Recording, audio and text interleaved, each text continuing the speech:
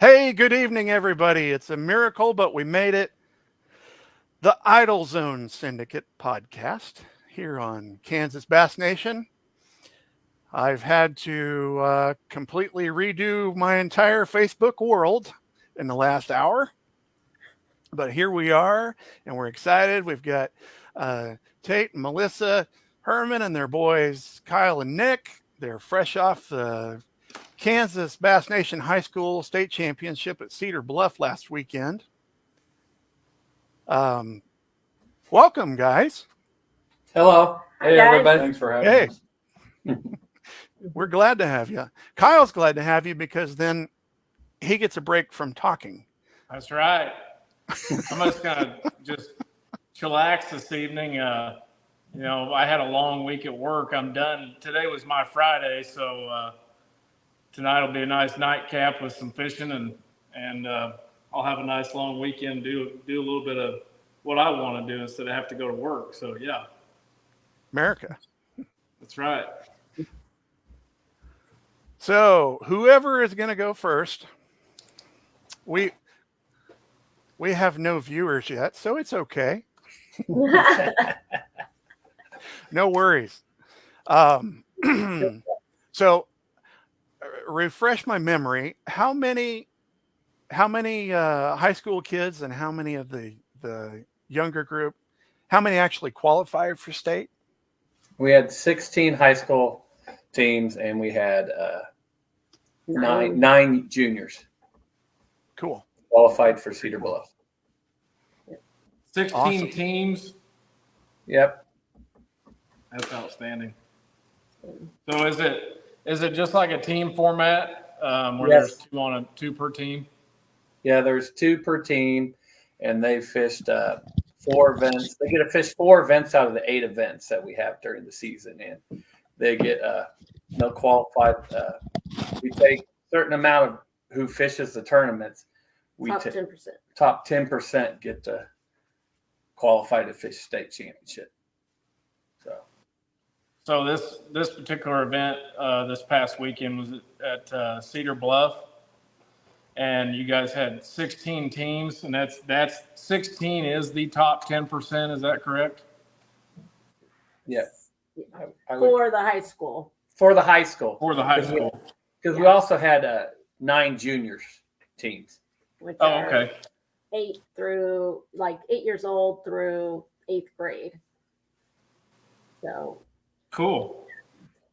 So each winner from each of the qualifiers through the season, and then we take up to the top 10%. So if there's 20 teams that fish the event, then 2 qualify for the state championship. If there's 40 teams, it's up to 4.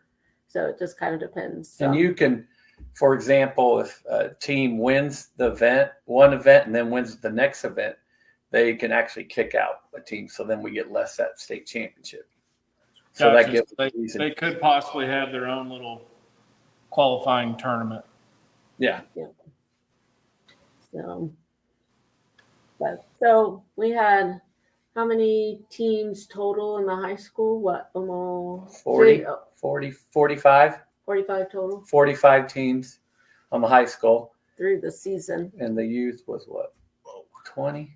20, Around 20. Yeah, somewhere in there. And is that that's statewide? Yeah. Statewide, there's 44 teams in the high school division. Mm-hmm. Yep. So that kind of narrows down our lake choices sometimes to have events on. Sure. What's just out of curiosity, what kind of radius usually is there? Is it Kansas, Colorado line all the way to Kansas, Missouri line, or is there a concentrated group of kids coming from one area, or I should say young men, women coming from one area of the state? There's quite a few from Wichita, Kansas City, and then we have a club here out of Topeka that we have. There's clubs all over. There's probably the most are out of the eastern half of the state. So we have Manhattan, Bueller. There's a team in Derby, Great Bend. Mm-hmm. Salina, couple in Kansas City, one in Baser, Topeka, Hayes, I think, but they're pretty small.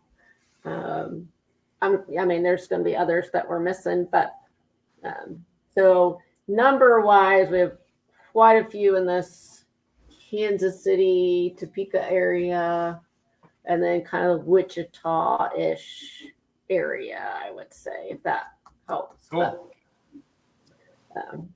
But the teams, so there's some high school teams that are based out of their high school, and then a lot of them are community clubs where someone started a club in their community, and you have to be a member of one of those clubs that's registered with Bass to fish our events.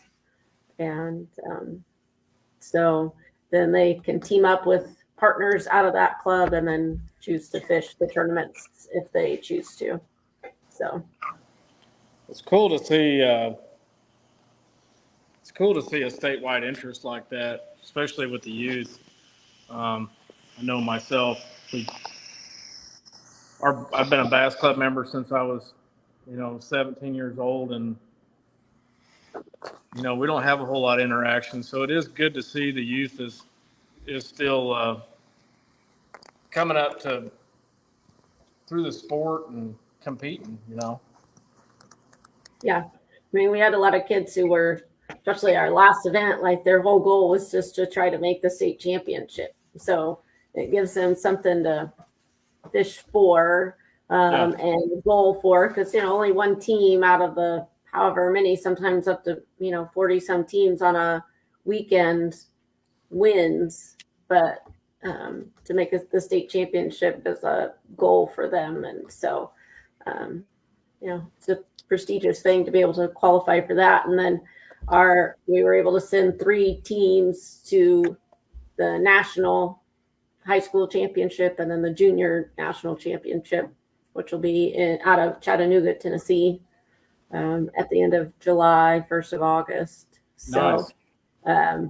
Those kids, of course, are really excited to I bet qualify for that. So we send our top team of the year through the points system out of the high school, and then the juniors. And these 2 were your high school team of the year. And then we send the first and second place teams from the state championship to the nationals. So, wow, that's cool. Yeah. Last year at the nationals, there was 482 teams at the high school Bass Nation high school championship. That's crazy. Yeah, that is incredible. 482, Kister. Yeah.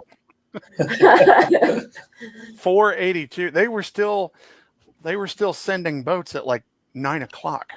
Oh yeah, that's outstanding. If you ask me, that's outstanding, because there's actually some younger kids, young men, young women, however you want to say it, that essentially I would have been jealous of if I was in school and not been able to be a part of that. That was my in crowd, was those kind of rednecks. So it's cool to see that there's that many rednecks that are still alive, heading in the right direction.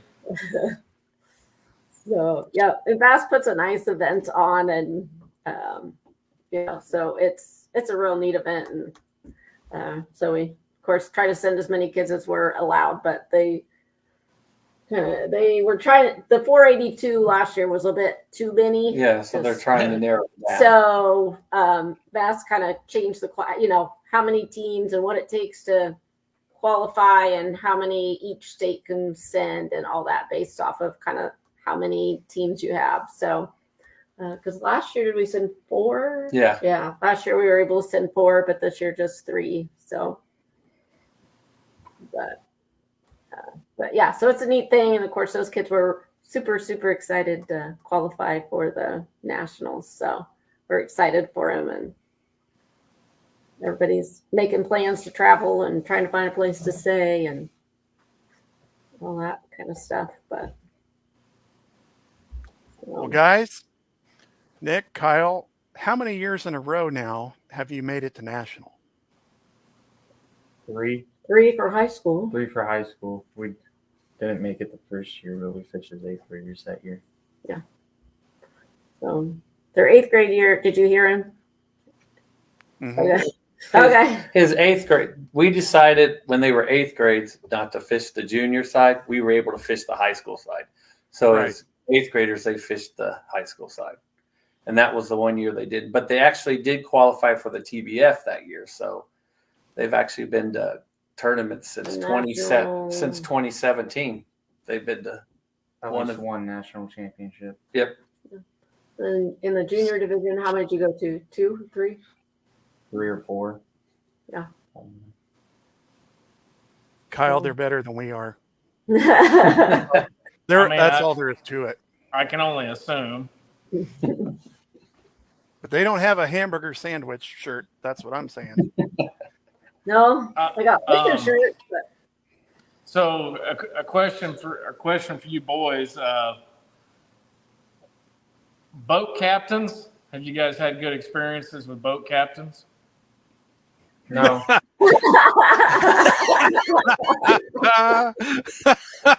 Thank you for being honest.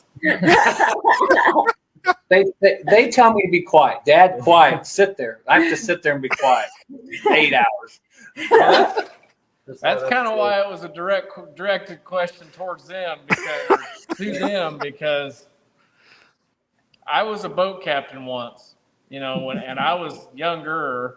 There was a high school event on Big Hill, and I got roped into being a boat captain. I actually really enjoyed myself, other than I didn't get to fish. But just curious, I'm out of all these years you guys fishing these tournaments, how many different boat captains have you had? We've really only been with our dad, but we had to have a different boat captain this past weekend since he had to boat captain our little brother. Okay. So we've really just been him. So Him. you guys It was you him. guys have some sort of a morning ritual, like you just sit on each side of him and just say, hey, we're going to go over here and fish this, and then if that don't work out, we're going to do something else? Or is there like some special chant you guys do in the morning to get your blood flowing, or what? Let's hear it. What's the routine? What's the secret? no There isn't superstitions. We have a special little floaty duck in the boat that we have on the boat. Yeah, we if we find we found one little floaty duck once out in the parking lot. So we put it in the boat. So we pull that thing out when we need to keep. Yeah, if the day's not going too good, he'll end up sitting on the front deck with us. So you found a duck decoy from somebody's terrible duck hunt, and they left the decoys at the lake, and you found them. And that's your superstition, huh? I don't know about that. But we don't use it that much. Does it look anything like this one? No, it's a little pink. It's like a little toy one. Bath boy. Oh, a rubber duck. Okay. Yeah. A little tiny one. Like that big. Little pink one. What's the other thing we have? Or shoes? No, there's another little. No, that thing's out of the boat because it's bad luck. Oh, okay. We threw that one out. Okay. They're not. You don't have to share all your secrets, but it's just interesting to me. Certain things happen. You have a good tournament, and the next thing you know, the wife's yelling at you because you're wearing the same pair of underwear for 5 days in a row. Whatever. Oh. I mean, you don't want to wash the smell off or anything. You might. Oh no, certainly get all not. them fish on your hands. You never know. I think effervescence would be the way to put that. I do move around in the boat. Like, I'll find spots. I cannot sleep. If I sit there and I start sleeping or something in the boat, they will not catch a single fish. So I can't sleep. So I got to move around the boat and find certain spots. And then if they start catching fish, I got to stay in that spot for the next There you 8 hours. So now college is on the horizon. What, you're going into your senior year, right? Mm-hmm. Did I miss an announcement where you're going, or have you decided where you're going yet? We haven't decided Okay. yet. That's fair, and that's all right. Thanks for changing the tone, Danny. Jiminy and Christmas, we were joking, and now we're going to get all dead serious. They've got it down to 3 schools. So Okay. Mom has Pittsburgh a- State, and No. Pittsburgh State, or No. go ahead and tell them. You can tell them the story. Drury University, Emmanuel University, or Erskine College. One of those 3, most likely. Erskine's in South Carolina and Emmanuel's in Georgia. Then Drury, you guys know, is in Missouri. Right. So they might go a long ways to school. all 3 of them have programs in the fishing side of things, or okay. Yeah. I know Drury does, obviously, Yeah. being a closer school than some, but I have to apologize. I'm a little bit older, and the college fishing thing got fired up like 2 years after I graduated. So Yeah. Yeah, it's exploded. It's a pretty big thing. Oh, it's huge. it's pumped out some darn good fishermen too. I can tell you that. That's for sure. That's for sure. And some of them we probably don't even know they may be a part of the business that we don't get to see on a daily basis or on TV or social media, and then they're probably making more money than the guys that are on TV trying to catch a bass. So Yeah. pretty neat deal. Definitely a good way to get into the industry in some manner. Especially if that's what you love, and if you're somebody like me, you work for the weekend. Those guys don't have to work for the weekend because they're working every day for what they do, what they're doing, they love. So, Yeah. To say I'm jealous is just Yeah. But, I think they're looking forward to it. After we visited the schools last fall, they were really looking forward to it. So we're going to go revisit a couple of the schools again. Well, darn. I'm sure there's no chance you'll pull the boat along for the visit. Nope. Yeah. But it's Just- neat how these programs, I mean, they have coaches that they hire to, run their program, and they support the kids of the program with lodging and tournament fees and food and gas and all these things for the tournaments. So the universities really do put a lot into the programs and into those anglers, which is really neat. It is very cool. So you've had state championship, and now you start again in September. Is that correct? That's our plan in September to start. I got the dates, but still waiting to get the lake permit. So. Oh, yeah. So for Kyle, for the high school and youth, it's kind of a split season. They do a couple of events in the fall, and then a couple in the spring, and then the championship is usually about that same weekend in June, right? Yeah. Yeah, that's what I thought. So very cool. yeah. Absolutely. Now, so you had, what was it? Something like 1955 on Saturday. Here it comes. Go They had a ahead. 20-pound bag on Saturday. Excuse Oh. me, 1955. You should have had Was it- 20. Yeah, we lost a big one in a tree that would have put us over 20, probably closer to 21. But So just to stop you guys there, and I mean, you can humble me if you want. That's all good. I'm good with being. So, was that the biggest bag you guys have ever weighed in a tournament thus far? So far, yeah. Okay. And are you willing to share rod reel tackle technique? What was you doing? What color? How high? No, Anything. they're not. We will. we're probably fine with We don't fish that lake that often, so. Yeah, you can talk about it. We had. You go. Okay. Well, we had a decent topwater bite going in the morning with a horny toad, but come tournament day, that had pretty much completely died, and it was just now little fish. So we only had like one keeper about almost 4 hours and halfway through the tournament. Then we made a couple bait changes, and we started fishing just through the same kind of stuff and started catching big ones instead of the little ones we were catching.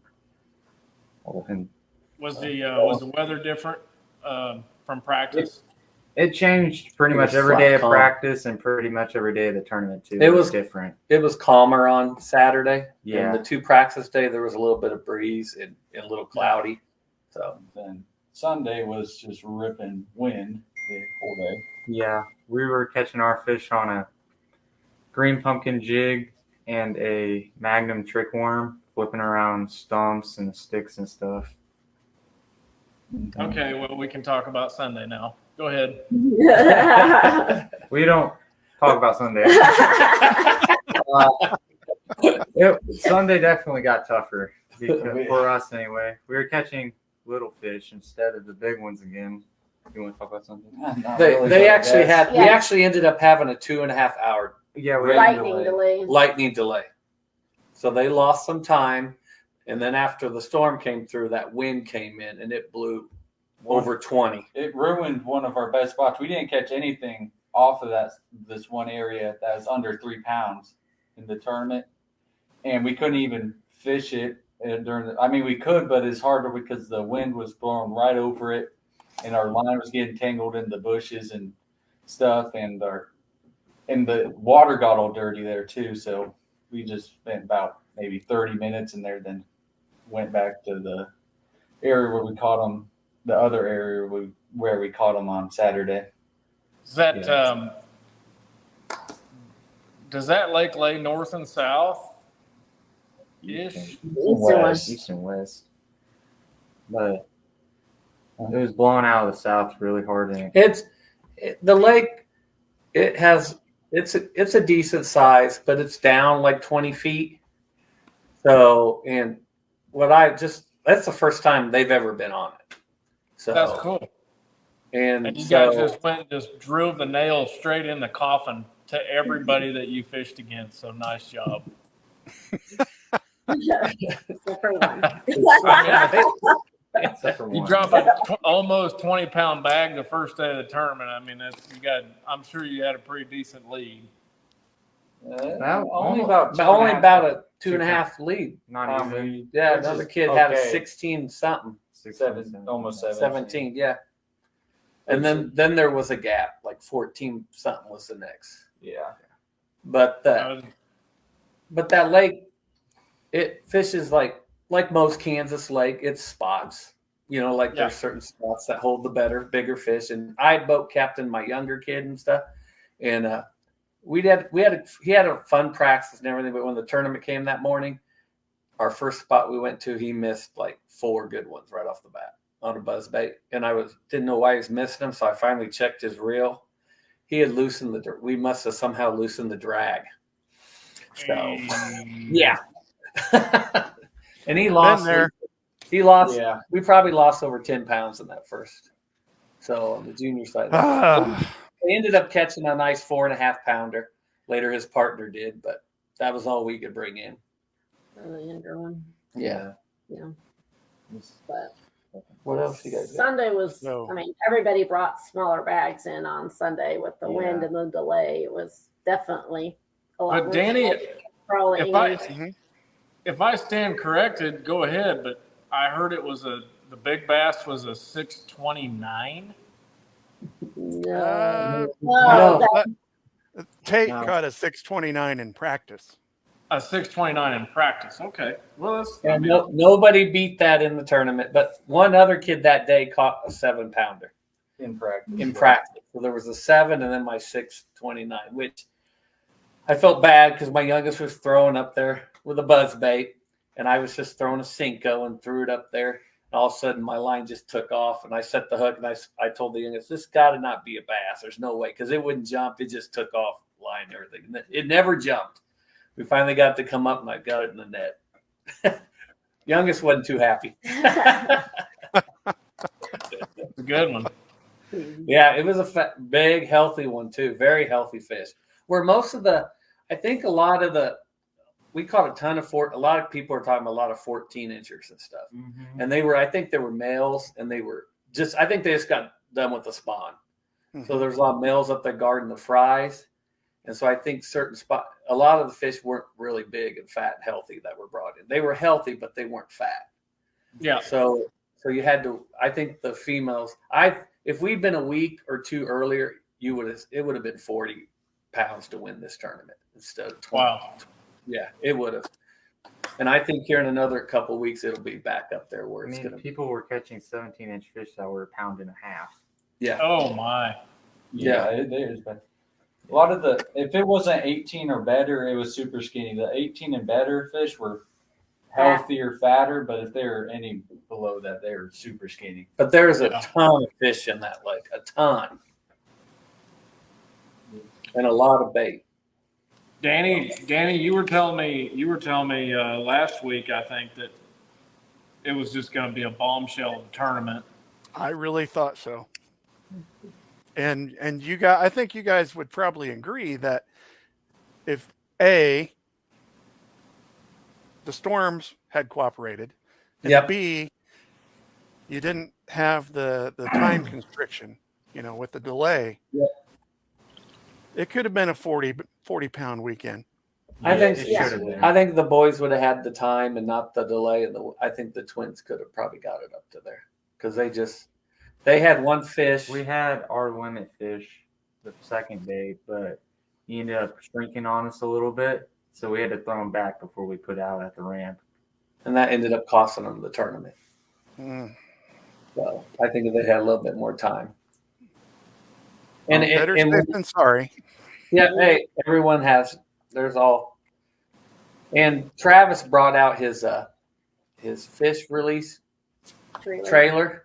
That thing is pretty sweet. And we had the fish caught back in the lake were so healthy. They said in there the last day, me and Trey helped put them back in, and they were all swimming around healthy as can be. Just took off. So very cool.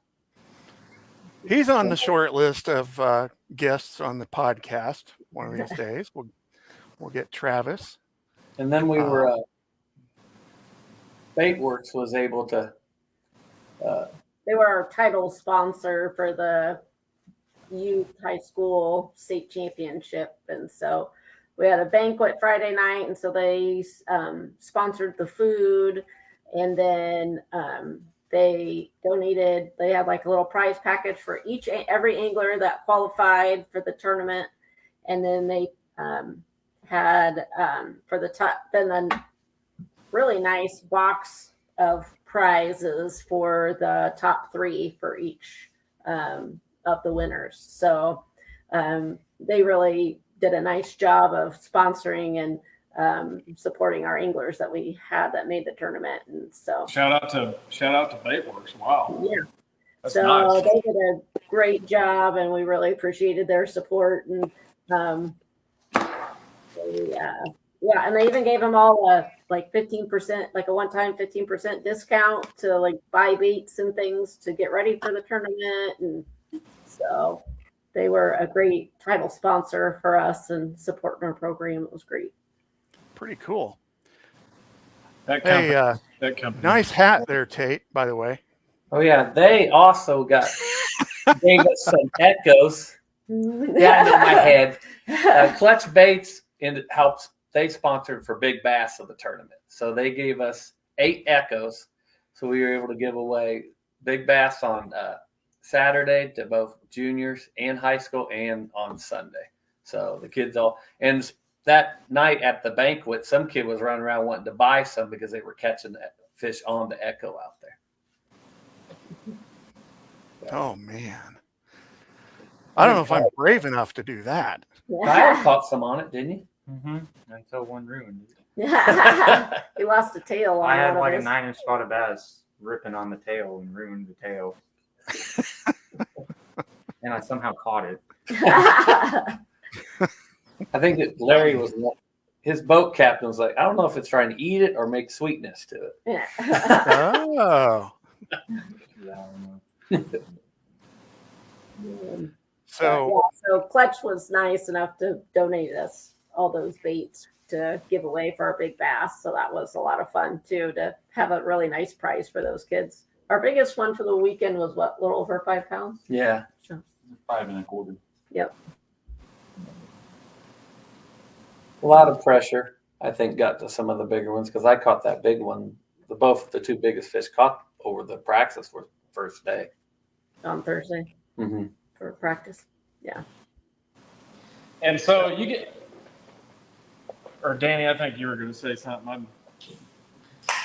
I was just going to Maybe. ask a little bit about those clutch swim baits. we heard that. I was just going to ask a little bit about those clutch swim baits, but if you guys go don't right want to ahead. talk about those when we're recording, you don't have to. But just to plug the clutch swim baits just a little bit more. Can you guys explain a little bit on the difference? I don't know. I'm not a glide bait guy. I throw like 2 different brands, and I'm not even going to say the brand of them because I can't catch a white bass on a daggum thing. Can you guys go into any detail at all on why the clutch swim bait is better than the others, or the clutch glides? It's so you know the KGB Chad Yes, and the that's Marashi. the KGB Chad is the brand that I use, and that's about as most money as I've splurged for glide bait because I'm just not sold on them yet. So sell me on a glide bait. So there's the KGB Chad and the Marashi, and Travis told me this story. Him and Josh were fishing. One, I can't remember which one was throwing the Chad, and the other one was throwing the Arashi. And one was like, I wish my Chad would do what that Arashi's doing. And the other was like, I wish my Chad would do what that Arashi's doing. And Josh kind of combined the two pretty well. Kind of made it a better one version of both of them. The Echo's also, I think for our Kansas lakes, it's a little smaller profile too. So I've seen this year to get a lot more bites consistently on the Echo than I have like the bigger profile ones, because I think I've caught like 5 fish each trip now on a glide bait almost. So What's the action the Echo has, would you say? Uh, You can swim it a little faster. You can swim it faster. It's kind of a little bit of a choppy movement, but it doesn't have super wide glide, but it just seems to really entice those bass on to eat it. you see those keywords, DB, was choppy, and it's got like this super glide action, all that stuff. See, the comment you made about them being better than us. Yeah. Yeah, they're better than us. Yeah. What do you think, Nick? What do you think makes the clutch special? I don't know. It just gets more bites, I guess. I don't know. Yeah. Because I'll get more bite. I can't get bit really on the Chad either, and I'll pick up the OG or something, and I'll get bites on that. But I can't. I bought 5 different Chads, and they 2 of them have different actions than the other 3. Mm-hmm. I think the clutch, I've seen some of those. I've also seen some of the bigs. I believe they're kind of similar in size for the most part. And I kind of have a tendency to agree that the size of that bait, a little bit smaller in the state that we live in, is you definitely have an advantage fishing just a little bit smaller profile glide. It's more of a finessey glide. And I fished the Chad shad in a couple, 2 or 3 different colors. I've tried, the chopping it, essentially fishing it kind of like a spook, just wham, wham, wham, wham, wham. I've tried the real slow reel, just pop, pop, and letting it just kind of do its thing. All different times of the year, February all the way to now, and I'm just kind of like, I'm glad it's worm season for me. Yeah, because I've been throwing the trick shad. That's from Bull. Yes. Bull shads. And I like the action, but I don't get bites like they do on the Echo. Interesting. So how many different glides does Clutch sell? 4. Tell them. 4. There's the Echo, the OG, the Boss, and the Darter. What's the And the OG was, so I was at the Clutch booth for a minute at the Classic Expo at the BOK. And was the OG the one he was selling the crap out of? It might have been the Boss. Oh no, he's selling The crap Boss every was the single big one. one, and I like the Boss. Boss got big, nice act, but I haven't caught anything on it yet. But it's You don't throw it much though, do you? we got a lake we like to go to that can catch them on it, but I ain't gonna say the lake. I can promise you, and if it's in Kansas, it's definitely not Big Hill. If it is Big Hill, you need to give it up right now. It's not big. Because that's kind of where I started my fishing, my love for fishing and stuff was on that 1,500 acre lake, and I'm at a loss. The glide bait fishing, when it first came into play, I was like, man, I'm just gonna finally uncrack the code to these smallmouth on Big Hill, and because topwater fishing is just such a big deal for smallmouth on the lake, and I don't know why, but that glide has just not been a player yet. I think. Do you guys have better luck with largemouth on them, or do you? Or you say? Perry, I catch more smallmouth on it. Yeah, but Yeah, they're kind of coming into the season right now on Perry. yeah, For smallmouth with the glide. See, a good friend of mine lives up in the Kansas City area, Jesse Jordan. Mm-hmm.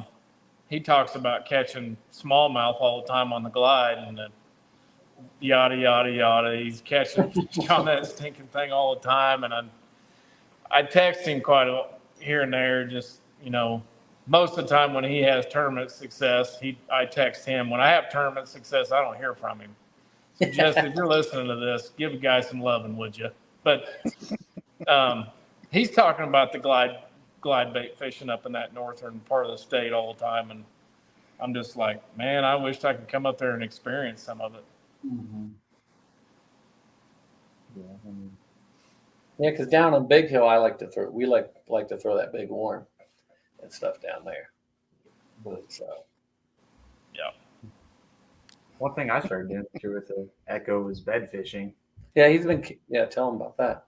I caught probably about 4-pound smallmouth out on Wilson on an Echo off a bed. Man.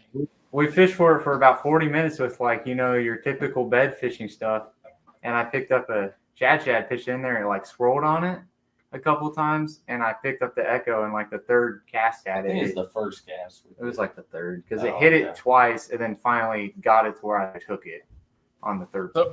So what's your favorite color, and what rod and what size line, fluorocarbon, braid, stuff like that? What do you guys like doing with that technique?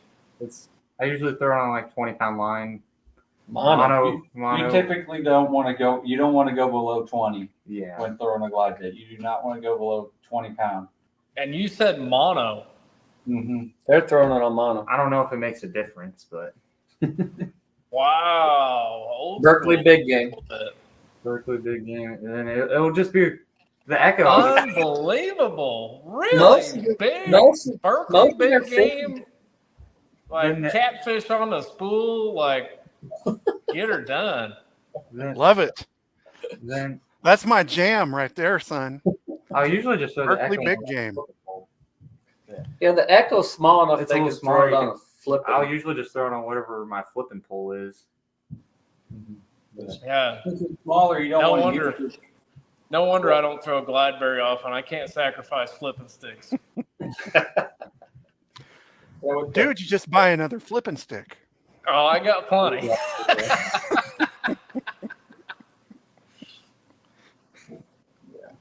I call it fripping. You do Frippin'. have a Dobbins. So Yeah. I have a big old Dobbins rod for the big one. Yeah, Bigger almost letter. 8 feet long, and yeah, that's what you throw the like 7-inch up on that. And then the Echo, since it's smaller, you still get a good action out of it on that bigger rod, but when you downsize your rod, you get a even better action out of it. So we typically throw that on a smaller rod. You got to slow down. You got to slow down here because you're giving up secrets, and I got to make sure I'm making notes here. Smaller rod, better action. Are you talking like a big nasty just back and forth sweep with a smaller rod, or what? Explain what you mean by better action.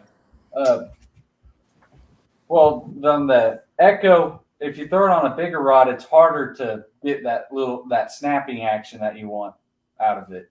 When you downsize your rod, you're able to get that snapping action, whether you're using the rod tip or just snapping your reel handle. usually you're snapping your Yeah. reel.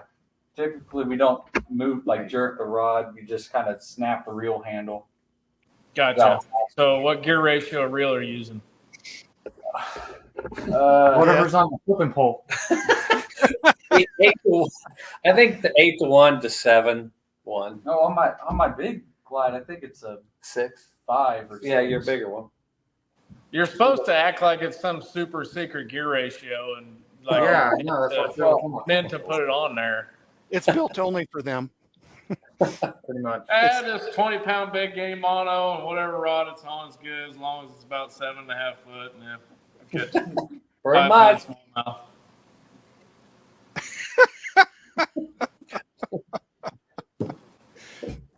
I could throw that thing for 2 weeks and not catch a single fish. So What's the I color? live in Arma, 507 North 2nd, and boat's ready whenever you fellas are ready to come down. So bring your swim bait rods. All right. And I'm a paying boat guide, so I pay the client to show me what he's doing. So just come on.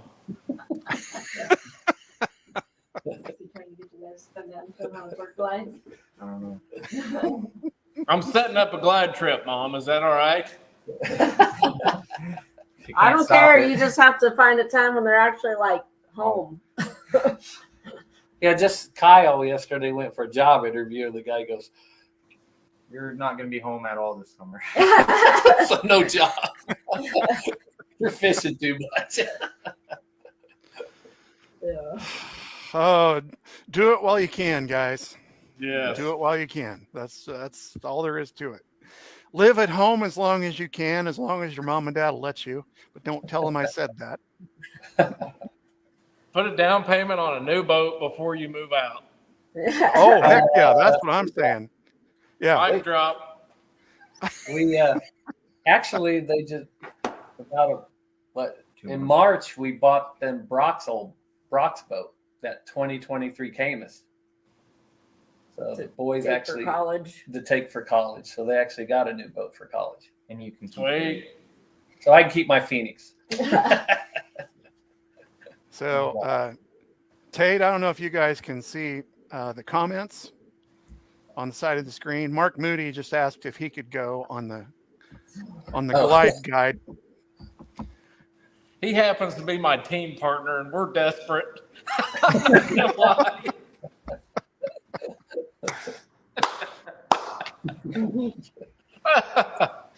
Yeah, Mark. I mean, I these bet you guys can don't catch even smoke cigars while they fish. Yeah. You gotta be like a nicotine-free partner.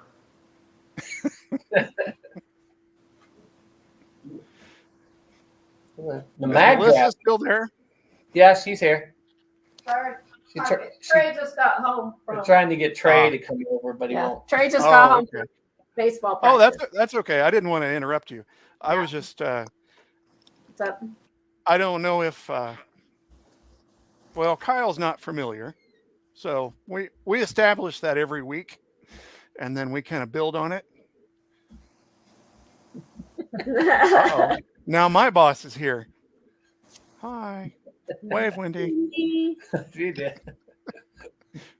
Well, since I'm impersonating her on Facebook right now, that's fair.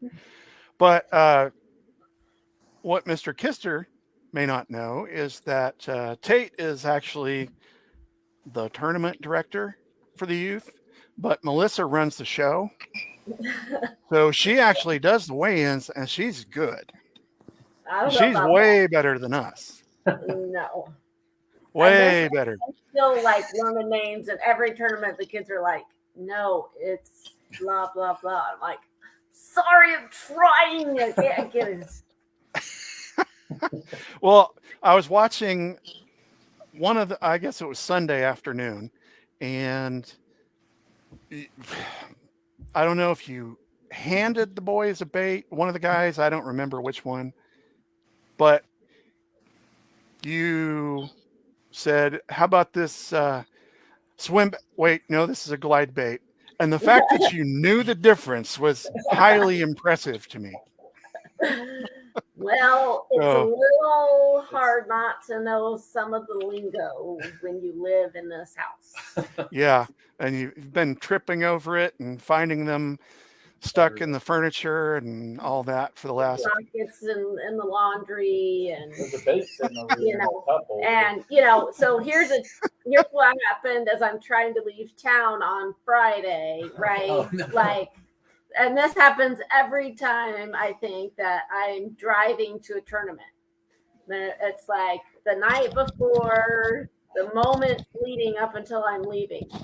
Mom, Melissa, you need to stop at Academy and get blah, blah, blah, blah, blah, and blah, blah, blah, blah, blah.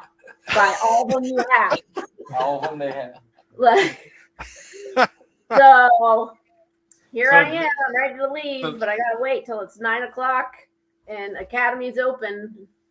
Go in there, grab all of this. Oh, wait, go over here. Then Tate calls me. He's like, go to the end of that aisle. Turn around. Huh? See any of X. It was the horny toad thing. And You I'm guys- like, I have this one package. It's like, buy that. This happened every It's tournament. sad I knew right where they were. Yeah, he knows. That's funny. But every time they're off pre-fishing in some tournament, and I'm driving out there for wherever, I always have to stop at least once at some Academy, Bass Pro, Cabela's, something to pick stuff up. Hey, So the real truth is out, Danny. Uh-huh. The tackle sponsor is not Baitworks. The tackle sponsor is not Clutch Swim Baits. The tackle sponsor is Mom. That's who it is. Yeah. Like Ricky Bobby style, you guys need to put Mom across the boat, nice and neat, have her sign it, so that way everybody knows that's the deal. Gonna be that way. So, I don't know. You just absorb by, osmosis all the lingo and what all these different baits are. But there's still times where I screw it up. But a lot of times that's what's good about FaceTime. You can be, or cameras on your phone. You can be like, is this the right one? And sometimes it's a yes, and sometimes it's a no. we all know how it works. It's always, you got only one bag of it, the bait, and they're Yeah, biting. that's the one. Once you get That's the like, last once thing you you get 5 of them or something, then they stop biting it. Mhm. That's what happened. Yep. Unless it's a red shed 10-inch Berkeley power bait worm. Then and that's all you carry because you're colorblind. They either bite it or they don't. Yeah. Want to say hi? So, you guys fishing anything else this summer? I mean, you fishing? You fish with Flint Hills, right? Yes. Club stuff. Yeah. Fishing any jackpots or anything? Any No. Well, Wednesday we haven't- nighters? No. Jackpots here, do we? No. Stuff on Then Go ahead, Ryan. they have like we leave the 15th for Hartwell. So we got that. Be the 15th through the 23rd. They'll be fishing Hartwell. And then we Oh, come- what a shame. and then Yeah. but that Except weekend, for that week. of course, not to be anything to our club. We love our club, Flint Hills Bass Club, but every time we're gone, they schedule a tournament on Melbourne. So on the 23rd, they're fishing Melbourne. The Flint Hills. Yeah, because the Twins are pretty good on Melbourne. Mm-hmm. So Well, they got well- lake out west, I'm assuming too. Huh? Is that a lake? This is a joke. I live in the most southeastern part of the state. Everything's Yes. out west. Yes, it's south of Topeka, so it's way out west, Kyle. yeah. I gotcha. I know. I think I know where Melbourne's at. I'm pretty sure. And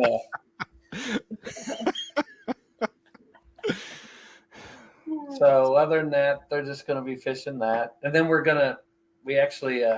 going to fish with Richard Heflin on the team series that Yes. Danny's putting on, and I got Nick and Kyle they allow 16-year-olds to fish it, and Nick and Kyle being 17, they're going to fish as a team. Nice. And I'm going to be handing them money. We'll see. So Just that team series deal sounds a little enticing. Good. Yeah, I may never get to talk about it live again, but we'll see what happens. Well, No, I you're like an alien now. yeah. Yeah, It's AI. AI Dan, Cheeseburger. Cheeseburger Dan, Cheeseburger in Paradise, just like that Son's barbecue steak sandwich. Oh, Oh, gee. If we stop there, I'll bring you one. yes. You can improve your launch order by bringing me a Son's steak Oh. sandwich. Mm. That's how I operate. I absolutely accept bribes. 100%. Your traveling bribe, the whole steak sandwich deal. Did you happen to see what my kids were wearing over the weekend, Danny, out by the pool? Or was you already blocked from Facebook? I remember seeing pictures of your kids, but The I whole don't remember what they were. Buc-ee's- The whole Buc-ee's Yes, thing, all yes, the yes, kids yes, yes. The Bucky swimsuits. Heck yeah. That was awesome. See, every week we have Stop at some Buc-ee's on the way to Some- Heartland? No, No. Oh, it's too busy. It's an hour a week. We're leaving at 3 an a.m. hour wait. Danny knows that kind of drive. Danny did that drive all day. Mhm. All night. What am I talking? I was supposed to be co-pilot and I couldn't stay awake, but yeah. Every week we do something goofy, like we'll take turns asking each other just some random questions. Last week I asked the guys, where was somewhere when you're traveling for a tournament that you absolutely have to stop at if you're close to it? Kyle said Buc-ee's. Now Tate was on my trip to Buc-ee's last year and he witnessed me take the selfie with Buc-ee. Yep. Yep. Kyle didn't think I really did that. He thought I was kidding, but Nope, he did that. And then the next thing you know, my son turned 6 over Memorial Weekend, and the brother and sister-in-law know that I like Buc-ee's so much. They bought my little daughter, my little 2-year-old girl, and my 6-year-old boy swim trunks and a bathing suit from Buc-ee's for the birthday. That's awesome. Matching set. That's Oh, awesome. fun. Yeah.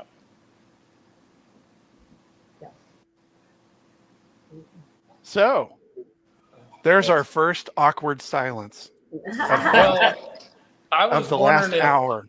I was wondering if I was going to get to ask the interview question this week, or if it was you. Boom. If you've got one lined up, get after it. You're on it. You are on it. Well, I mean, it just only makes sense to me, you know, since we've got a family on here of fishermen. I've got to ask each one of you guys, what is up until now? What is your favorite, your fondest memory of fishing with a relative or a loved one that you have thus far? What's your best fishing story you got? Oh man. You got to think about it. I get it. Oh, that one you. Oh yeah. Go ahead. Tell him that one. They tell him because I'm What? Oh, Tell him when he fell in the. So we were out on Perry fishing, and we were about to move areas. I went back there to trim down the engine before we took off, and Kyle was picking up the trolling motor, and all of a sudden I hear this splash, and he, Nick, I need help. And I look at the front of the boat, and he's just gone. I don't know. Then I notice his hands are just sticking over the side of the boat. I don't see the rest of his body. I just see his hands on the edge of the boat. So that was it. That was recently. Yeah. 2 months ago. What?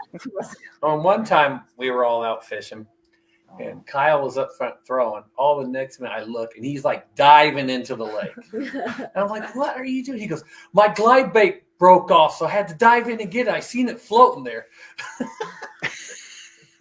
Went head first. That's a Benji floating in the water. You got to go after that sucker. That I didn't get my KGP back. It got lost in it. Did you get it back? You didn't get it No. back, did you? No, That one, it was gone. it was gone. Um, I think so. I don't know. That kind of got us stuck on that question. I That's a pretty know. good one. I don't know. We've had a lot of just like fun, goofy, fun times suspicion, but then we one of also my all favorite- tend to get tangled up in each other's line when all five of us are on the boat. And so then Looked like opening morning of trout season in Lebanon, Missouri, huh? Oh yeah. Yeah, pretty much. So That's what it's all about, having a good time. I mean, it's always like our making good memories. It's some of my fondest memories with my mom, my dad, my grandparents. Any of them was all spending the outdoors at the lake doing something. So it's cool. one of the things too, when we went to Yellowstone National Park a few years ago, we did a like trout. lake trout trip or whatnot, and so that was a lot of fun. We caught a lot of fish, and 2 hours of fishing? We had 26 or something? yeah, Close to 30. 30. Yeah. We came in and we pull up there, and this little kid and they were sitting there, and the guy goes, "We caught 30 of them." The little boy looks at Dad. "We're going to catch a bunch, I think." And the dad looks at the boys and goes, "Look at their shirts. They all got fishing shirts on. I don't know." like they know what they're doing. Because it was funny when we got there, the guide, I'm like, "They know how to fish, so it'll be good." So when he took us all out, he's like, "Yeah, they know how to fish." Those guys aren't used to people that know what they're doing, so.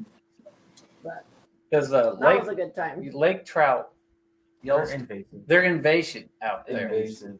So any of those you catch, you can keep. Are they good eating? Oh, they were good. Yeah, I mean, you got to talk about how good at eating they are. If you got Yeah, redneck viewers and listeners, we're talking about food too. we took them straight to our campsite and grilled them all up. But I don't think there was a single nibble left. So even Trey, who was little and pretty picky at the time, like gobbled that up like no other. So I like that starts with fishing trip too. Oh, yeah. Trey, show us your face. Trey, you're but right. first you got to get the table off. You're him. So summoned. somehow he's got a table on him. Get up here. Come on. Come on. Just say hi. you don't have to tell stories There. if you don't want to. What's up, dude? Bye. Who's high?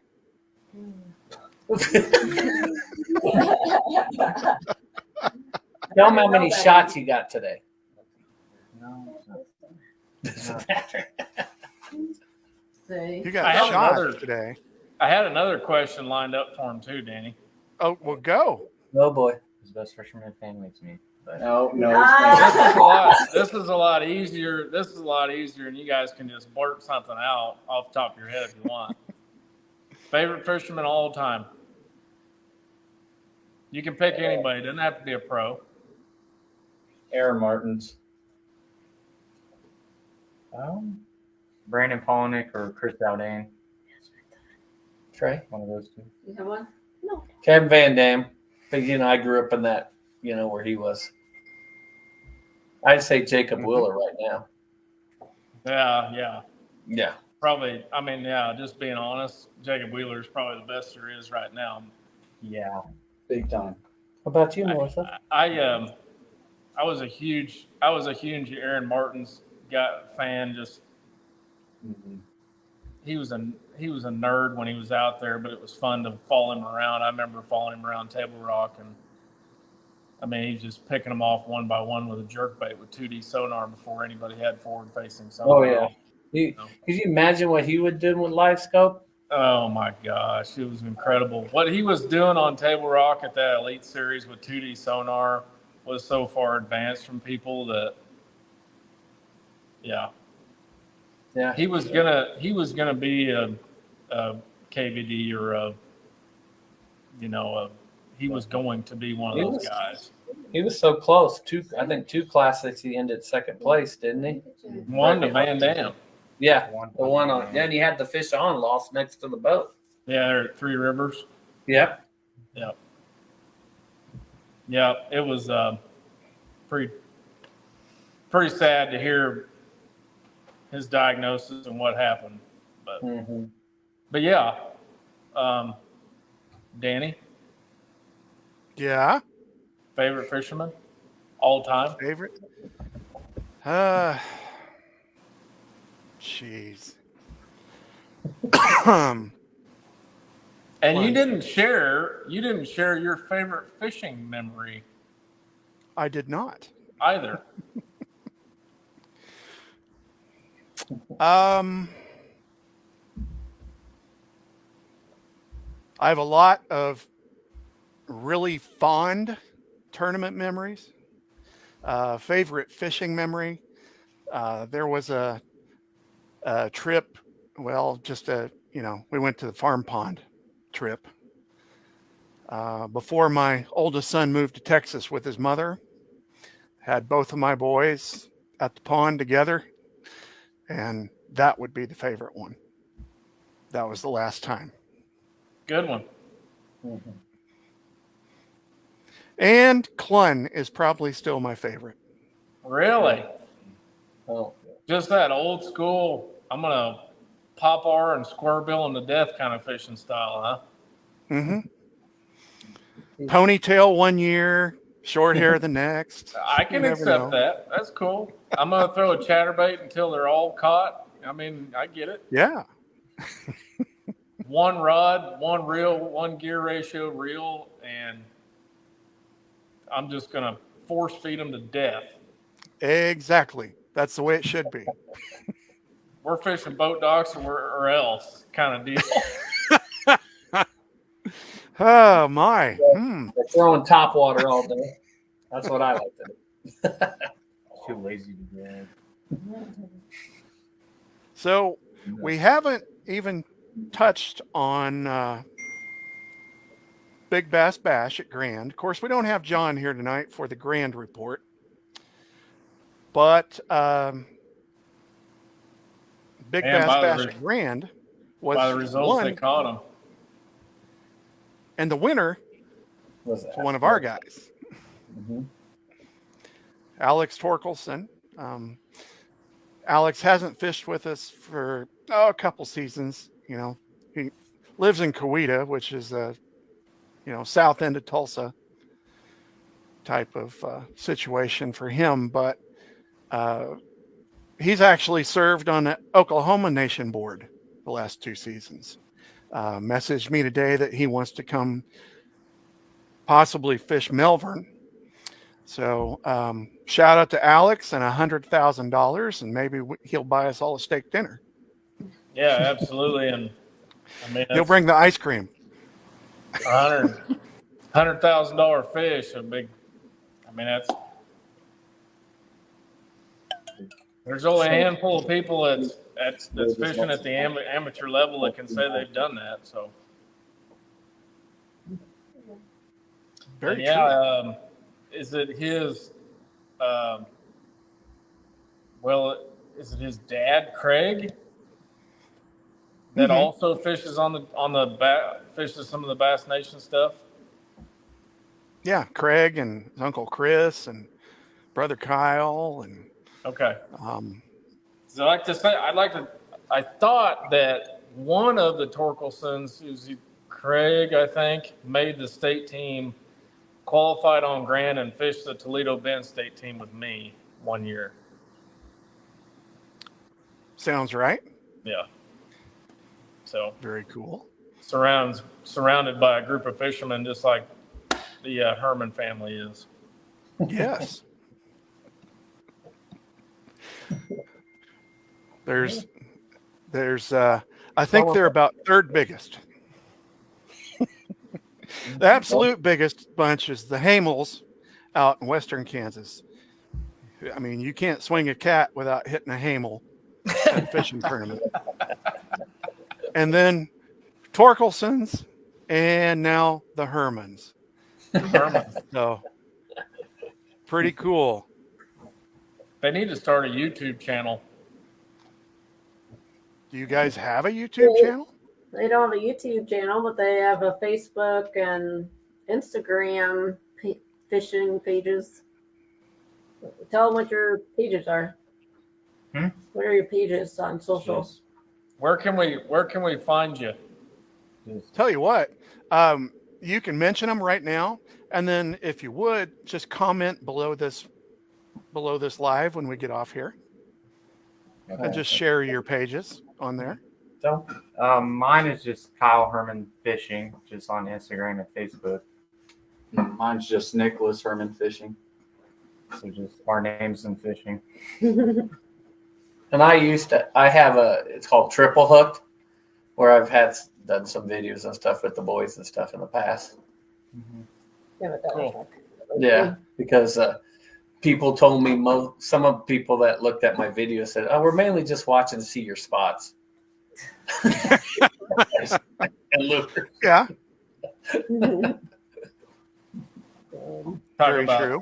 Talk about some good editing software. Yeah. Oh, let's not mention editing. Well, what's the matter, Danny? We talked for an hour and 15 minutes, and then you just hit the delete button. I know. We've gone 2 weeks without me deleting anything, so that's good. Yeah. Other than, I can't get into my Facebook account, but whatever. We almost went 2 weeks without the IT department at StreamYard.com not having issues, and then next thing you know, I can't get on the chat. Yeah. You're so good. You're an AI. So. Oh my. Tate's my favorite. Better be. We spent a whole week together.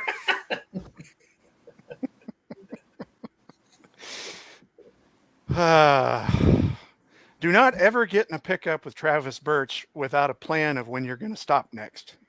Oh, you don't have to worry about that with me. Yeah, Our that's travel buddy. wow. Yeah. Yeah. We're just 6 driving and driving and driving and driving and driving, and we're like, is he going to stop at any point? And we're like, We're driving both and hungry. driving and I driving. think. It's 10 o'clock and Yeah, he's looking at us like, geez, are you guys hungry yet? We're like, hours ago, dude. I mean,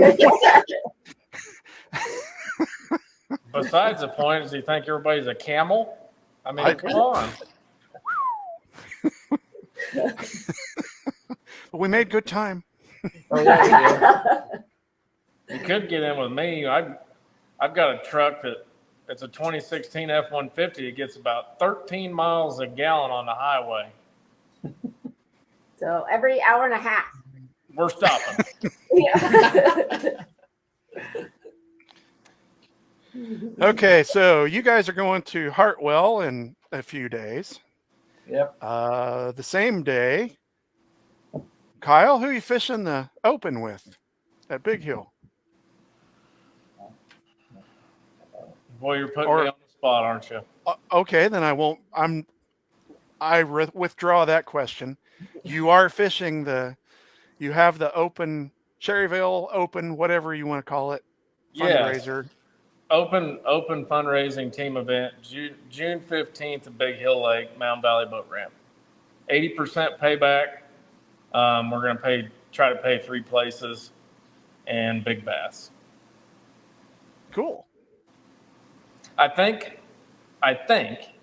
I'm going to fish with a guy that I have previously won the Stong tournament with. Aha. But we shall see. Okay. And I should add to that, $100 gets the team in. So $100 entry fee. And John Stewart says he is on if you will let him in. Oh, there he is. Sorry. Yay, John made it. Hey, Justin, John. I just wanted to say congratulations to the boys. That's all. I know I've been listening, and you've covered pretty much everything. You've taught Kyle how to throw a glide bait. Which That was the goal of the show. I hope and pray that he tries and tries and tries to throw that thing this weekend. Hence, we're competing against each other. So, Oh, yeah. You guys have ABA, right? yeah. And I'm off tomorrow and Friday. I'm not even going to practice. I'm not even going to practice. John already knows what he's going to do. He's already on him. Is that on Big Hill? Yes. Okay. Water temperature's starting to get right. The bluegill ought to be up spawning. I think there's probably going to be some fry garters caught. Hopefully the walleye aren't on the points because I'm tired of catching those on a crankbait. So I've never caught a walleye at that lake, and Kyle's telling us about all these walleye he's been catching, and I'm like, just okay, riddled, well, they're all in one spot. absolutely stinking riddled with walleye. Catch But it. Are they big ones or? I had two over 20, and I had probably a dozen over 17 inches that I didn't bring home. What? I mean, some great big ones. Shame. Right there. Yeah, Yep. she does. That's for dinner. If we catch walleye and throw them back, and she finds out, we're in trouble. So Yeah, I've learned- don't do that. Yeah. I mean, that's a predator that I actually do take home and eat. So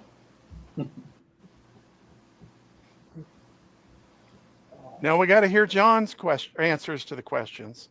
Yeah, John. So, obviously we're towards the end of our podcast, and DB told me that I got the opportunity to ask another round of questioning. So, I'm going to put you on the spot, and I'm going to ask you the first question is favorite angler of all time, and I know your answer is going to be different than others because you've actually had the opportunity to spend probably some time with said angler. So if you could elaborate on that answer, that'd be great.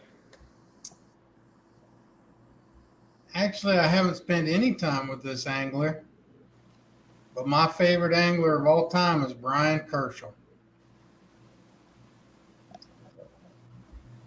I have a big picture of him holding the classic trophy, and I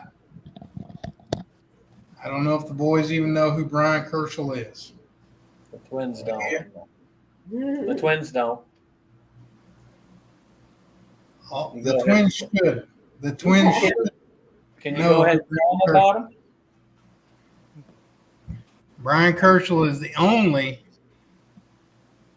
amateur angler, Bass Nation angler, yeah. to win the Bassmaster Classic. Yeah, I know who you're talking about now. Kind of a big deal. Kind of a big deal. Yep. He is why amateur anglers have the hope. He started it all, and he gives the hope every year. When we talk about Brian, he's the reason why amateur fishing is as big as it is. And he's the epitome of never give up. He qualified through the Bass Nation in 1993 and finished dead last in the Bassmaster Classic, and qualified again through the Nation, which in itself is a feat. Yes. To go back to back Nation champion and qualify for the Classic. Wasn't the Nation championship. He wasn't the Nation champion, but he qualified for the Classic through the Nation 2 years in a row. And the second year went from dead last in the Classic to winning it. And then, of course, he was months later, before he could even enjoy it, he was killed in a plane crash, flying from a sponsor obligation. And a lot of people don't know this about that story. He traded seats. He traded seats with somebody on that plane so they could have a better seat. And the person in his original seat survived the crash. So people, I didn't know that. not everybody in that plane perished. And Brian was was seated in a section where some of the survivors were, and he traded seats. And just a hamburger flipper guy that did what you and I and the boys and all dream of doing, qualifying through the amateur ranks and making it to that Bassmaster Classic, and finished dead last and then turned right around and won it. So that's my favorite angler of all time. I never fished with him. My second favorite angler who I have fished with is Brandon Polinick. And I met Brandon at a Bass Nation regional out west. The year before he qualified for the Nation Championship, he finished second on his team that year and did not qualify for the Nation Championship. But I came back to the office and told everybody that would listen to me that there's a kid in Idaho that's going to be a star. And the rest is history. You know, he came back and made it to the nation championship, won the nation championship, slept in his truck, and, you know, so he's my favorite, kind of like a son to me. We're pretty close. Love the kid. I call him kid. He's got 2 kids of his own now, but he's a kid to me.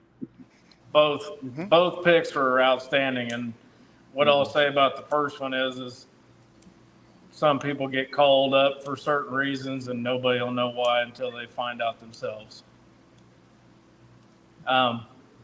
Second question: favorite fishing moment with a friend, a loved one. Favorite fishing story. I know it's a tough one. I got the same reaction from the other 2 panels on the screen, but I felt that it was a pretty appropriate question. Ben's we're sitting, you know, the top right corner of my screen. They're sitting next to their dad, so I figured we'd get a pretty good answer out of the deal. Yeah. Yeah, they weren't going to say dad. Right. You know, I that's a tough one. That's a tough one for me because you boys, I don't know if you know how lucky you are to have a dad that took you fishing and instilled the love of this sport. Because I didn't start fishing for bass until I was 22 years old. And a guy, and maybe this is my favorite moment. This might very well be my favorite moment. A guy named Jeff Waters took me. I went to college, and please don't follow my path if you're going to college. I went to college, and I did not do everything I needed to do to stay in college. So I ended up working. I went 1 year and then I was out. And just because I didn't do the right things. And so I ended up working, and I got a job at Pepsi Cola in Concordia, Kansas. And I was driving a truck, and there was this kid. I say kid. He was my age, 22 years old. But he was the truck loader at Pepsi. At night, he would load the trucks for the next day. And that was Jeff. And he invited me one day to fish a pond tournament where a bunch of his buddies got together every year, and you were on a team. It was me and Jeff against Tal Mathis and somebody else. I remember Tal, but I don't remember who he fished with.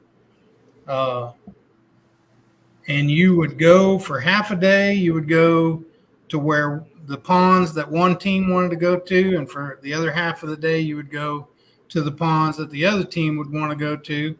And you took a big old cooler and you threw every bass you caught in the cooler, and we took them back to, most of these were ponds that were overstocked and needed to end out anyway.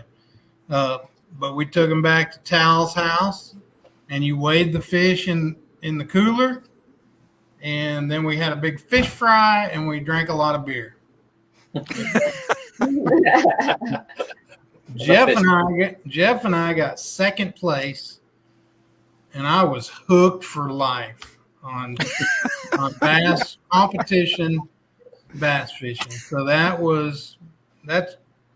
may be my favorite. Not a single catch, but a day. I've had a bunch.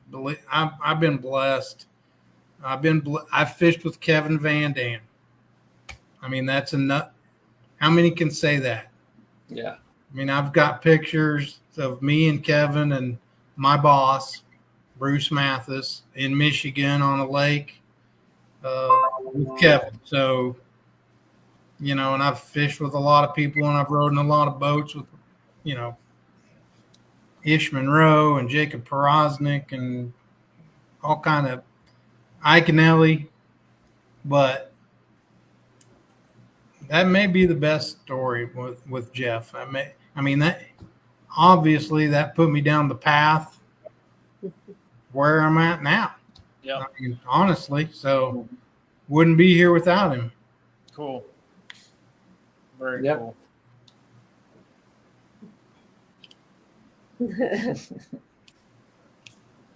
And there's the awkward silence Yeah. because it See what doesn't you happen. guys- See what you guys got to look forward to, Oh yeah. We're back. especially if you stick and follow your guys' passions. You know, that's what you got. Hopefully. Yeah. Yeah. Absolutely. So the big question, Tate, Melissa, how long are you going to keep going as tournament crew for the youth program? Our term is up in December 31st of 2025, right? That's So not what I asked. That's not how it works, is it, Danny? No. Sometimes you even get to volunteer to go back. Sometimes you have to move. Sometimes you have to move out of state. Yeah. And get away with it. yeah, And you still get Well, recruited. you know, we'll see. We're still finding our way with this whole thing, but Well, you guys do a great there's job. a lot of fun. You know, the tournament days are fun with the kids and meeting all the kids and the parents and the boat captains and all that. And, you know, like we have one junior team. I mean, they always just come up with like the biggest smiles on their face. They're just so happy to be fishing and doing their, you know, being there. And so those things are a lot of fun.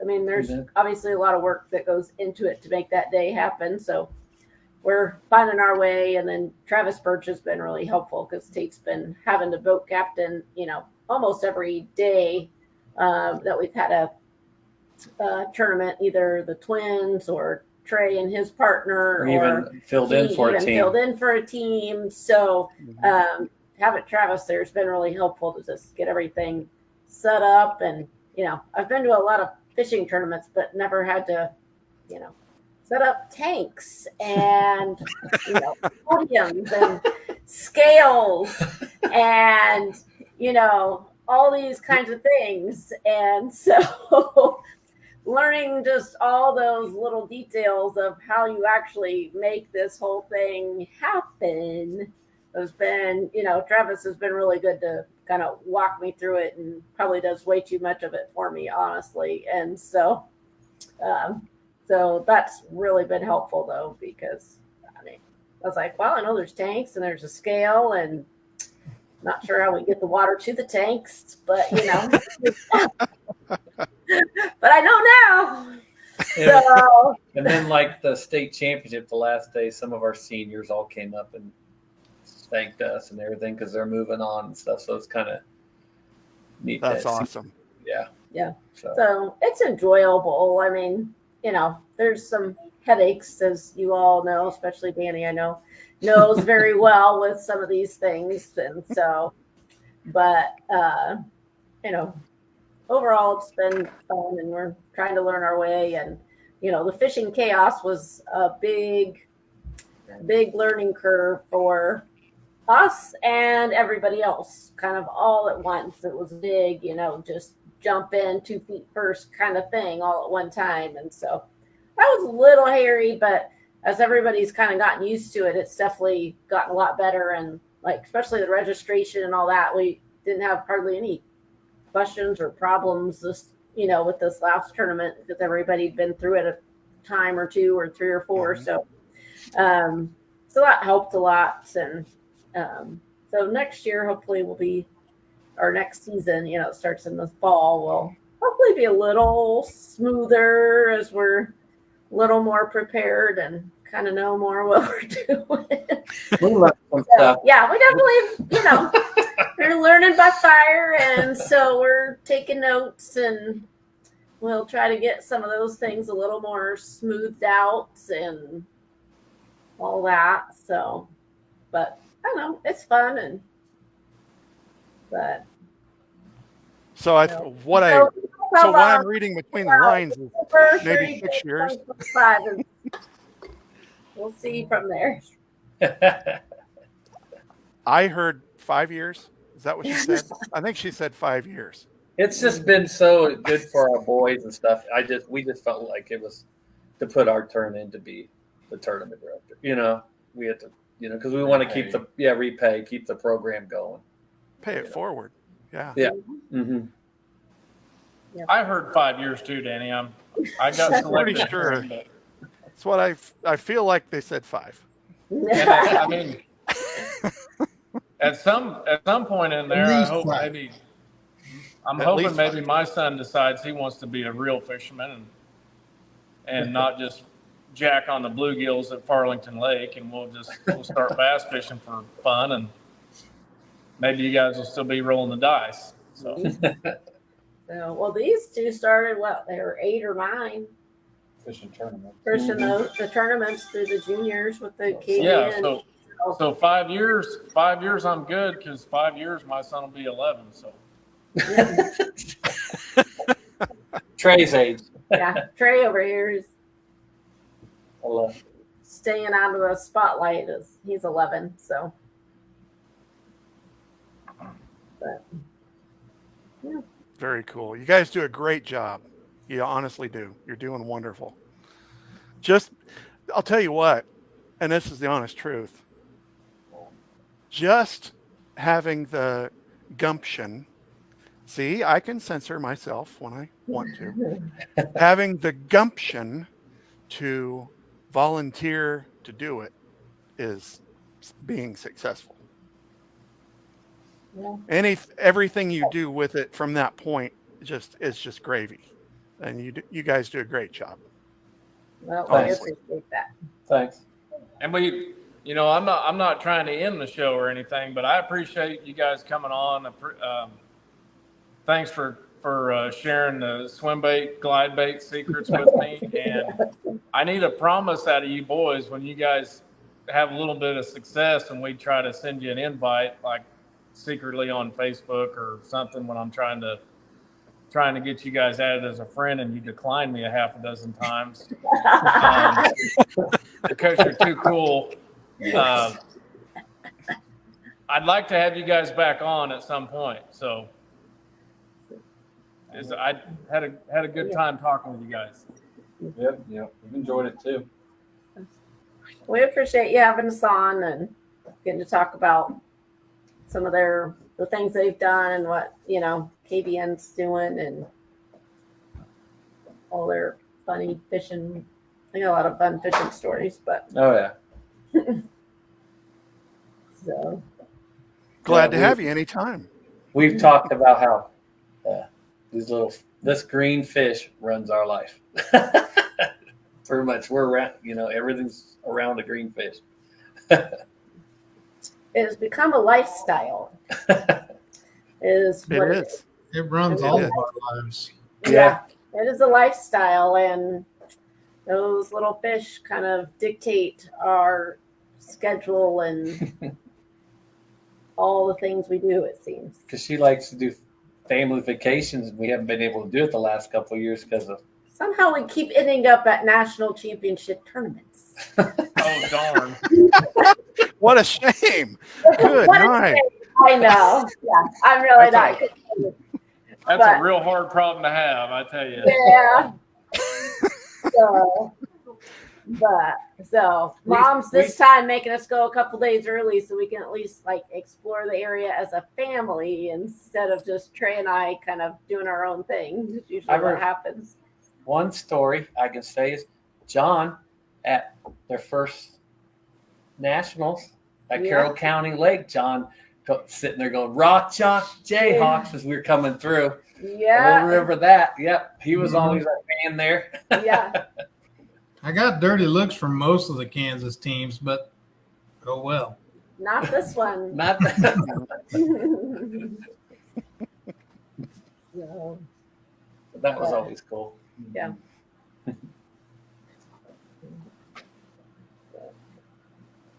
Anything else, boys? Probably not. I think you're gonna have some more people take fishing now this summer. Well, Kyle, we should teach him some glide baits. I'm not a wizard He's on it. probably gonna get off this and make an order. Probably. With that 20-pound Berkeley big game line. Oh yeah, that's the stuff right there. It's hard for me to wait. It's hard for me to get away from that red label cigar. I'm not gonna lie. Hey, Fluorocarbon is. I haven't been able to go back to monofilament. I don't do a whole lot of top water, and when I do, it's either with braid or. yeah, they do braid that, but most of their other fishing's mono, isn't it? No Yeah, fluorocarbon. Not anymore. You guys have got on the fluorocarbon. Not anymore. Okay, mine's I have mono on my top water pool. Maybe that's why I miss so many fish on my Whopper flopper. Oh,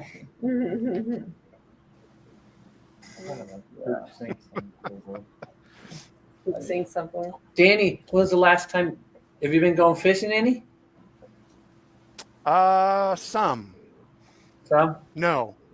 I definitely. Let me think. Okay, I fished Muskogee for 4.5 days, and I fished Big Hill for a day, and that's it. But you know what? I washed the boat this afternoon.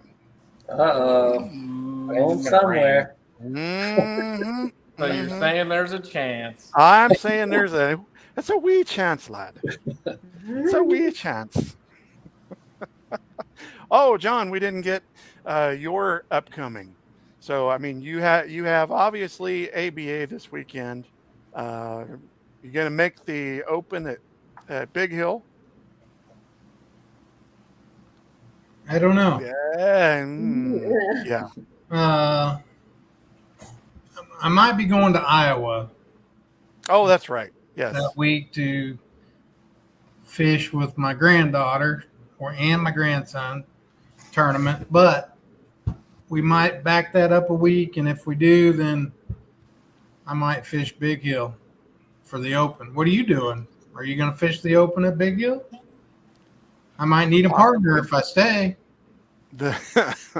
Dominic says the Kyle Kister Open.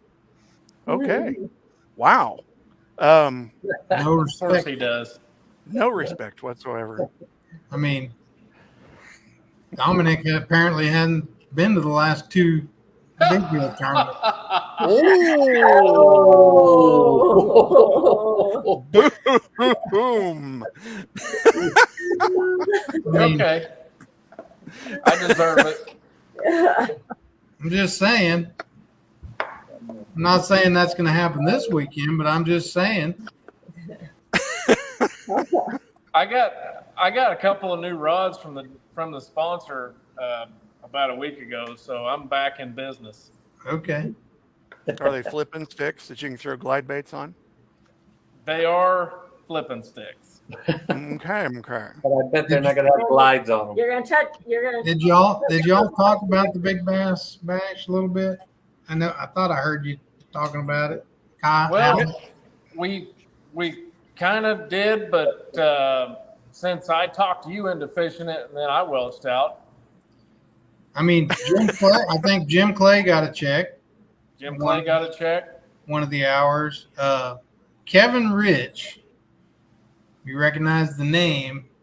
He was our very first guest at the Lake Lodge. We got his picture on the wall up here. He finished second, 628 Oh, to 629. Oh, So 1/100th of a pound cost him $85,000. So when do you want to get him on the show? He'd be glad to come on. He's one of those. Oh, He's one of those dude. guys we were talking about. You know, fishing a few. He's from Eufaula, but he just bought a house down around Arrowhead so he could fish more tournaments up here. And he's like, you and I ought to fish these jackpots, you know. And I kind of like, whatever. And then he gets second in the big bass tournament, and I'm like, and you're like, maybe I should. Yeah. I need to We fish could with do this that. guy, I think. So might be fishing some tournaments with him, maybe. But I didn't cash a check. I did weigh some fish. I did weigh a couple times. I just made a wrong decision. I made a wrong decision on the second day. Day one, I caught a buzzbait, a 4-pounder on a buzzbait on about my 10th cast. And ended up, it took over 4 pounds to get a check in any hour. 160 chances to get a check, and you had to have at least a 422 I had that wrote down as a stat. to get a check. So, I mean, there's plenty of 4 to 6 pound fish in Grand Lake. Yeah. But so the next day, I didn't really know what to do. The afternoon of the first day, I pulled on a point and caught 3 3-pound fish on a Carolina rig pretty quick. And so I'm like, okay, I'll maybe go here. But I had missed another good fish where I caught the buzzbait fish on a buzzbait. It rolled on it. So I was torn. I didn't know where to go. So I'm like, well, there's 500 boats on this lake, so I'll just go to whichever place does not have a boat on it. So, as you might figure, the next morning, neither one of them had a boat on it. Neither one of them had a boat on it. One was a really long tapering point, and one was a boat ramp area, private boat ramp, the buzzbait one. The long point did have a boat on the back, on the shoreline side of the point. And they were power pulled down, and so I didn't go over there. I went to the boat ramp where the buzzbait fish was. Well, while we're waiting for first cast, a guy and a lady, they come and park on the end of the front point, on the 100 yards from the guys that were power pulled down. Long story short, I never got a bite on a buzzbait right there, and it was just across the cove from me, and I watched the guys that were power pulled down catch fish after fish after fish on top water, and I watched the guy and the gal that were out on the end of the point throwing a Carolina rig catch fish after fish after fish on the Carolina rig, like good fish they put in the live well. So just one of them, and I never could get on it. I came back and checked it like 10 times that day. I did get on it about noon. I come back and there was a guy sitting on it that was actually staying here at the lodge, and they were sitting on top of the point, like where the fish were. And so I went around them and kind of stayed a cast or two away from them and didn't crowd them. And I circled them like 3 or 4 times. And I finally said to them, hey, if I'm getting too close to you, let me know, because I wanted to kind of feel them out, whether they would care if I came in on it or not. And they're like, come on in here. We're not catching anything. So I moved in 10 feet. I moved in 10 feet where I could just barely reach them, and caught 3 fish in a row, like 3.5, 370. and they were like, "What are you doing?" And I'm like, "Well, you're on top of the fish. You know, you're sitting on top of the fish." And told them to back off, and they never did catch any. But by then it was too late. I weighed one fish hoping to get the exact weight fish. You get $250 if you hit a 3-pounder or a 4-pounder or a 5-pounder. So I weighed one. I thought might go 4. It was close to 4 on my scale. But it didn't. So anyway, I just made the wrong decision on day 2. I think I might have weighed some fish, maybe. I don't know. That's fishing. Yeah. We all been there and done that. But we Yep. always get up the next day and go again. So here's an idea. What if we got Kevin to come on and Alex to come on at the same time? Oh boy, you want to start World War II? I mean, that even makes me uncomfortable just mentioning it. Yeah. Yeah, maybe we won't do that. That'd be bad. I mean, I don't think Kevin would mind. I don't know about Alex. I mean, go ahead, Danny. You're the one that got kicked off Facebook or hacked. Or No kidding. I mean, I don't know who Kevin fished with. He might have been fishing with a local, guy, Stick, that doesn't want him to talk much, but I could certainly ask him. That'd be cool. Yeah. If he wants to come on at the same time as the winner? No, Oh, we won't. okay. We won't do that. Whoa! I don't think Kevin would mind. I don't know about Alex. He probably wouldn't either, to be honest. He'd be red-faced and embarrassed. Mm-hmm. Oh my! All right, guys. We stayed a little longer because John came in late and wanted to give him. Sorry about that. No worries. No worries at all. When somebody offers you beautiful rustic benches to go around your fire pit for free, you go get them. And That's right. Yes. Oh my! Who gets the weird question to end the night?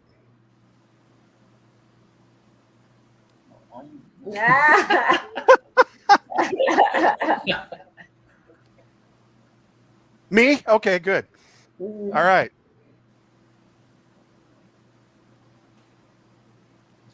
In a street fight between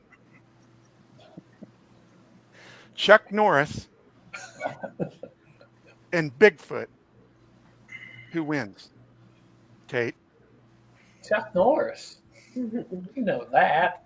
I kind of feel like that. John? I got to go with Chuck.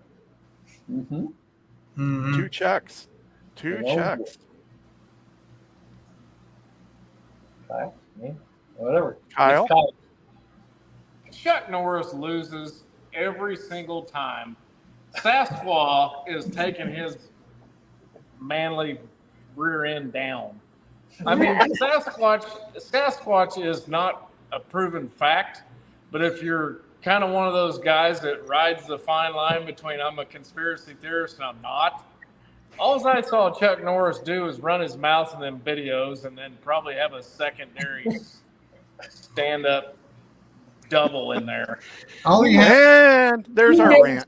all he'd have to do is whip out some jack links and it'd be over. That is true. Sasquatch is going to be like, Okay. Hulk Hogan and Andre the Giant. And the truth came out, and Andre's back was tore up. And Andre told Hulk, said, slam me and let's end this thing because I'm done with it. And that's what happened. That's the reason why Hollywood Hulk Hogan slammed him. And that's the reason why he tapped out. Sasquatch gave up. Sasquatch all day long. Okay. I mean, you kind of proved our point.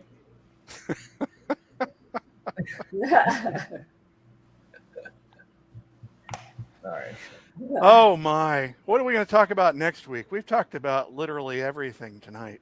Area 51, Okay. Area 51 next week then. since you're an alien. Yeah, if he Oh, can yeah. get on next week, his wife won't. Well, she'll be AI, so he won't be able Probably. to get on. Yeah. So, The next week conversation is always the mystery. Speaking of John, Area 51, oh dear. have you ever seen or heard Brandon Palaniuk tell his story about what he found in the Great Lakes? No. No. Okay, Google it. Oh. It's, That's the first thing I'm doing. Sasquatch is real. Hey. I mean, it's like, Well, just yes, Google, Sasquatch is real. just Google it. See, somebody Google. else. I don't know. What? I don't even know if you'll be able to find anything on it, but he was talking about it on a podcast, and it's like it's like a UFO underwater. Really? Hmm. Did, Well, Did he Maybe I catch can fish go home around it? after all. Did he catch fish around it? The first time he ever found, and I'm paraphrasing because I just heard him talking about it, but the first time he ever found this, and it's like a cylindrical, 200 feet around, got like, when he puts the scope down there and he's dropped camera, he's spent hours going back. It's so intriguing. He has spent hours going back to this, trying to figure out what it is. And he's put cameras down and says it has like what look like windows in it and what looks like hallways from the center to the out. It's got a circle in the middle, and it's like 200 feet around. Whoa. And the very first time he went there, he caught like 22 pounds of smallmouth on it. And he's been back like however many times, dozens of times, and never caught another fish on it. It's like the aliens that live there said, man, if these smallmouths are going to attract humans, we're not going to allow them around here. Has he ever gone like diving? Like you don't. You don't do Nick, you don't do that. He said he would like to. He said he would like to dive it and see what it is. Oh my. the missing person report. Okay, so now we got to hurry up and get off here so we can all look that up. Yeah. Oh, Uh, yeah. Yeah. I've been trying to search for it. I can't find it. If you watched the last Mercer podcast with Brandon on it, they talk about it, and he even draws a little sketch. He even draws a little sketch of what it looks like. It looks like a big old monster submarine. It's circle. It's round. Oh, it's a flying saucer. Yeah, Yeah, that's All right. flying saucer. Cool. Mothership. Finally. I can't believe you said that Sasquatch wasn't real. I mean, I know him. Right here. I mean, what? Oh, I mean, really, Dale Manning is Sasquatch. We all know that. Oh boy. Anybody that drives around the country with a Sasquatch suit in their truck is Sasquatch. I mean, you know, even Spider-Man had to put on the spider suit, and Superman had to change in the phone booth. Dale Manning is Sasquatch. Lock. Bet. And that's all we have tonight, guys, for our show. And I'm Sasquatch. aliens, Aliens, in, yeah. Lake Michigan. Yep. So we can talk about how I'm gonna whoop John Stewart all over Big Hill Lake next week. You probably my. will. You probably will. You're due. So we got a couple of comments over here. Kyle Streeter says that Chuck always wins. Yep. So he may be right. Travis has joined us. Travis Birch. He said Dale Manning and the Oscar Mayer stuff was priceless. And if you saw that when Dale made that promotional video when he was trying to get sponsored by Oscar Mayer, that was awesome. When he was fishing at Wilson on that great big inflatable hot dog. That's one of the greatest clips of all time. End the show, Kyle. I don't know if I can. There's been so much interesting information happen the last 20 minutes. My mind's blown. I mean, we went from learning about glide baits to we heard John's fishing day, and then we got Sasquatch and UFOs in the Great Lakes and Chuck Norris. I mean, I don't know that Chuck Norris was real. The Idle Zone Syndicate, and in parentheses, whatever in the world going to come out of them guys' mouths next.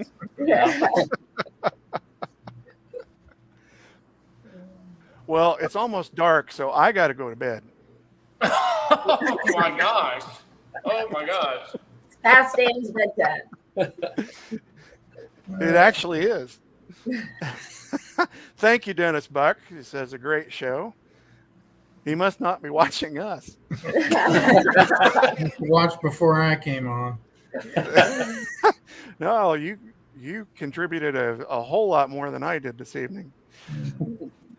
Herman family, nice talk. Thank you guys once again. Yes. Thank you all. Yeah, thanks We for enjoyed having it. Hope you have us on again. Congrats. Good luck down there. Young men, don't be forgetting my name. Okay. Oh, hey. Don't teach Kyle the juice. Yeah, don't teach him that.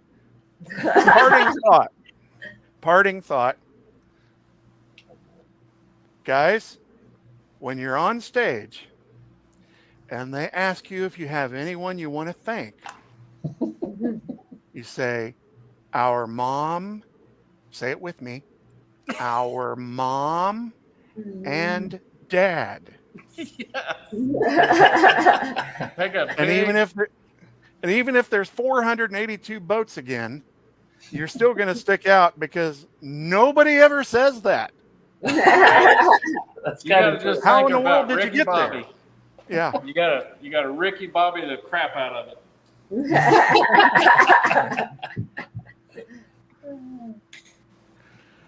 All right, guys, I'm going to go see if I can log into Facebook again, which is Good luck, Danny. something Yeah, else. Danny. Wow. I Always don't something. know. John, you missed all that. Now we had no problem with the streaming. I'm just, my account is suspended on Facebook. You might want to end the recording if you're going to tell us why. I don't know why. I don't think he knows why.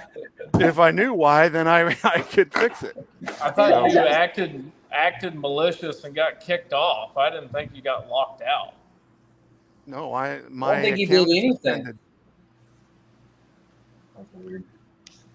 You know, during the course of the day, as my board job of media director, I flip back and forth on about 5 different profiles.